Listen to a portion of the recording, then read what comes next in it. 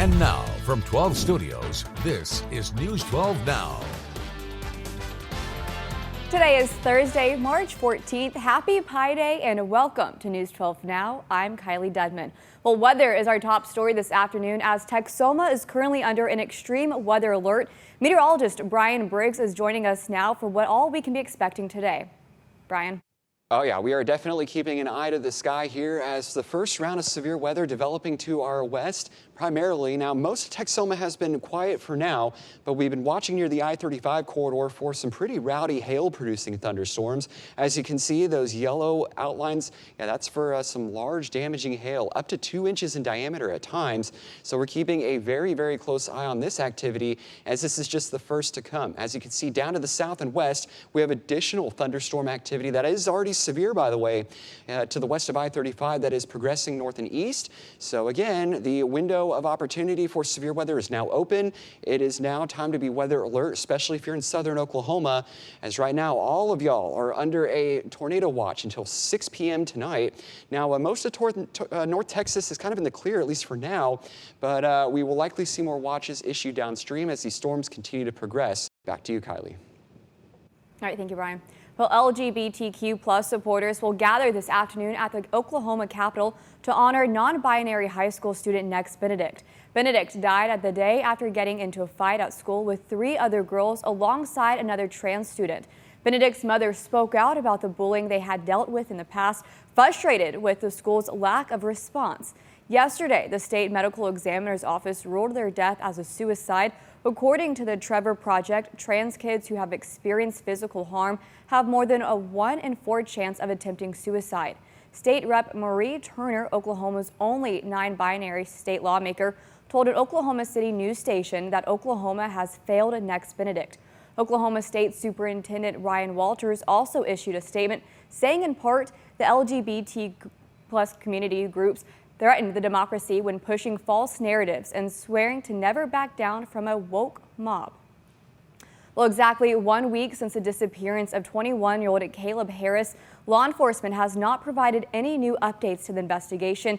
However, they said they are continuously working to find more details that can lead to the finding Harris. I'm Alexis Scott, your neighborhood news reporter in the Bay Area at the location where 21-year-old Caleb Harris was last seen. And it's been a week since the Texas A&M University Corpus Christi student vanished. Investigators say Caleb Harris was last seen early in the morning on March 4th near his apartment on Ennis-Jocelyn Road in SPID. By Wednesday morning, Corpus Christi Police, Texas Search and Rescue, and the Coast Guard worked together to find him.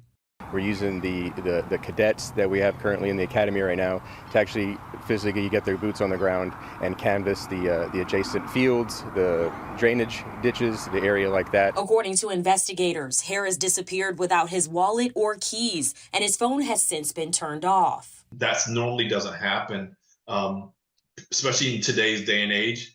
People don't go hardly anywhere without their cell phone. Former law enforcement officer and current security specialist Roy Smith has covered investigations for over 20 years. He says there's a specific process when it comes to investigations, especially when someone has gone missing. So you want to try and build that timeline to piece it all together of when the last time the person was around. And then you want to try and find out, okay, is there foul play? Is there a chance that he was harmed in any way? Was he assaulted? The past week has been filled with questions and worry for the Harris family. The father, Randy Harris, says he's thankful for the support that he's been receiving and is hopeful that his son will return home soon. I can't even begin to tell you how many people around the world are praying. Keep on the lookout, keep posting, keep praying. And, if he hears anything, to know that, he's loved and that, he's not in trouble. Nobody's after him, and just come home. Give us a sign. But God's going to lead him home. Texas A&M University Corpus Christi also released a statement regarding the 21-year-old's disappearance, saying the Corpus Christi police continues to lead the investigation into missing Islander student Caleb Harris. Last Thursday, the Island University held a gathering in the Hector P. Garcia Plaza to support Caleb's family, friends, and classmates during this time. We urge anyone with information on Caleb's whereabouts to call police. TAMUCC remains hopeful for Caleb's safe return. Police tell me they'll continue to provide updates once they know more information in Caleb's disappearance. But if you know any details about where Caleb Harris may be, you're asked to call Corpus Christi Police or 361-886-2840. Covering your neighborhood in the Bay Area, Alexis Scott, KXII 6 News. A family in Texas was days away from getting their adopted daughter when the county explored an unrest. In 2014, John and Alyssa Davison matched with an adoption agency. However, it was 7 years before they matched with their daughter. She already has her last name and a U.S. visa. They were just days away from going to pick her up when the conflict exploded. Airports around Haiti have been shut down and taken over, and the U.S. has evacuated non-essential personnel. The Davisons say there are over 100 kids who have a home in the U.S. waiting for them. An estimated 7,000 livestock were killed in wildfires that have swept through the Texas Panhandle. That number does not include the animals that will need to be euthanized due to the injuries. Amarillo's Paige Stockton was in Canadian, where producers and ranchers who have lost livestock are being helped. The U.S. Department of Agriculture, along with ground efforts from Texas AgriLife, are providing multiple options for producers who have lost livestock. There's nothing left. So the ranchers are trying to deal with not only cattle that died, but the cattle that made it. Different programs with the Farm Service Agency are being offered for those who are needing monetary support following recovery efforts. We've got to provide food for the nation, and we need affordable, safe food for the nation, and we're trying to help them recover from this wildfire so that they can provide that food that is needed.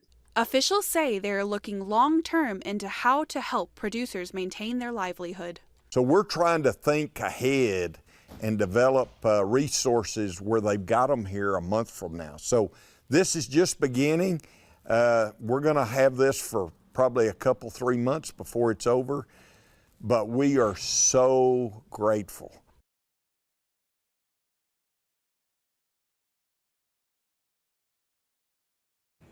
Well, time to check your pantries. Cashews sold at Walmart in Texas and Oklahoma are being recalled.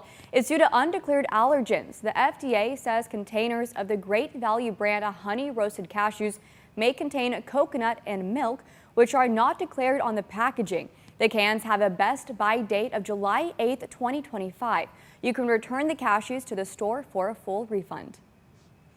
And Hyundai Motors is recalling more than 28,000 vehicles in the U.S. The models impacted are some G80, G90, and G70 vehicles with a V6 turbocharged engine. Safety officials warn a possible oil leak could increase the risk of an engine compartment fire.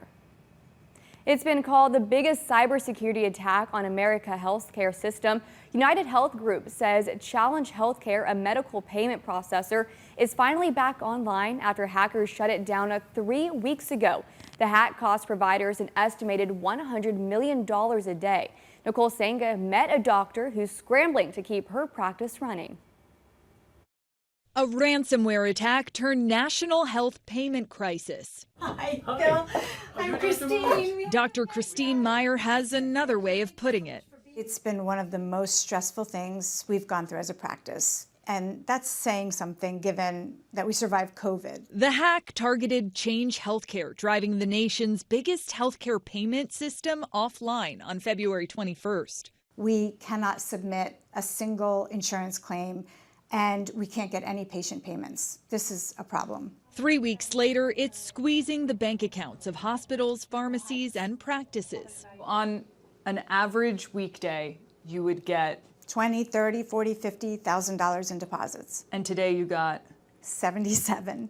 At a White House meeting Tuesday, Health and Human Services Secretary Javier Becerra says he urged United Health Group CEO Andrew Whitty to front providers more emergency funds.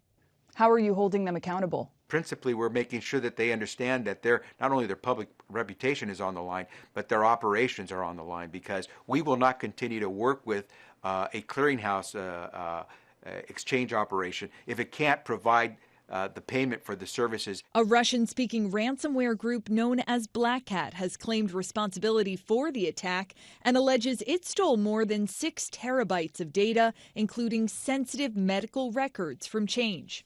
Has this ransomware attack compromised sensitive medical records for millions of Americans? Stay tuned. There will be an investigation that occurs and that we will get to the bottom of this.